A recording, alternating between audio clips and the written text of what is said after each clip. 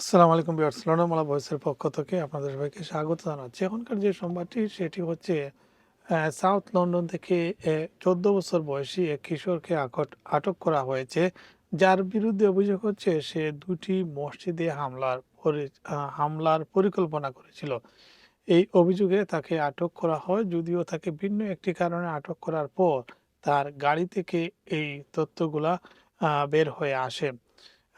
সেই সংবাদটি আজকে বিভিন্ন সংবাদ মাধ্যমে এসেছে এবং সেখানে যেটি পুলিশ জানিয়েছে যে চরমপন্থী অর্থাৎ এক্সট্রিম রাইট উইং উগ্রবাদের সঙ্গে সংশ্লিষ্ট একটি গ্রুপের সাথে সে জড়িত তার প্রমাণ পেয়েছে পুলিশ।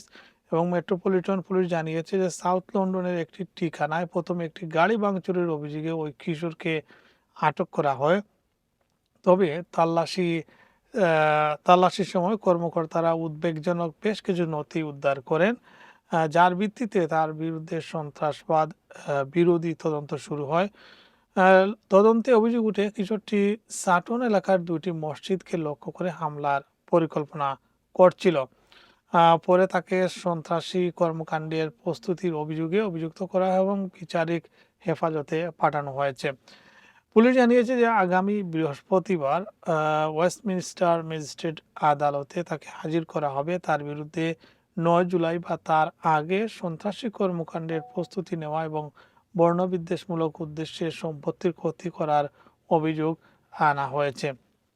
সাউথ লন্ডনের স্থানীয় পুলিশের দায়িত্বপ্রাপ্ত ডিটেকটিভ চিফ সুপারিনটেন্ডেন্ট নিক ব্ল্যাকবার্ন বলেন যে সাম্প্রতিক কয়েকটি ঘটনার পর এই অভিযোগ মুসলিম সম্প্রদায়ের জন্য বিশেষভাবে উদ্বেগজনক।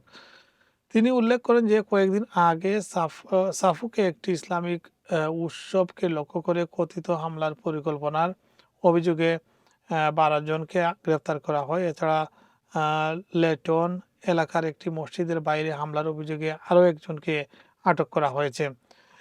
নিক ব্ল্যাকবার্ন বলেন, এ ধরনের ঘটনায় সম্মিলিত প্রভাব মুসলিম সম্প্রদায়ের উপর কতটা গভীর হতে পারে তা আমাদের অবমূল্যায়ন করা উচিত নয়। অর্থাৎ তারা এটি সিরিয়াসলি নিয়েছে। অন্যদিকে লন্ডনের কাউন্টার টেরোরিজম পুলিশের প্রধান কমান্ডার হেলেন ফ্লাগান বলেন যে অল্প বয়সী একজনের বিরুদ্ধে এমন গুরুতর সন্ত্রাসবাদ সংক্রান্ত অভিযোগ অত্যন্ত উদ্বেগের বিষয়। যেটি পুলিশ বলছে যে মাত্র ১৪ বছর বয়সী একজন কিশোরের বিরুদ্ধে এই ধরনের অভিযোগ, একাধিক অভিযোগ, সেটি আসলে উদ্বেগের বিষয়। মেট পুলিশ জানিয়েছে যা তারা কাউন্টার টেরোরিজম ইউনিটের সঙ্গে যৌথভাবে তদন্ত চালাচ্ছে এবং সংশ্লিষ্ট এলাকায় অতিরিক্ত পুলিশ টহল জোরদার করা হয়েছে। তবে পুলিশের দাবি, বর্তমানে সাধারণ মানুষের জন্য কোনো চলমান বা নিরাপত্তার হুমকিজনিত কোনো তথ্য নেই তাদের কাছে। এই ঘটনার সঙ্গে জড়িত অন্য কাউকে খোঁজা হচ্ছে না।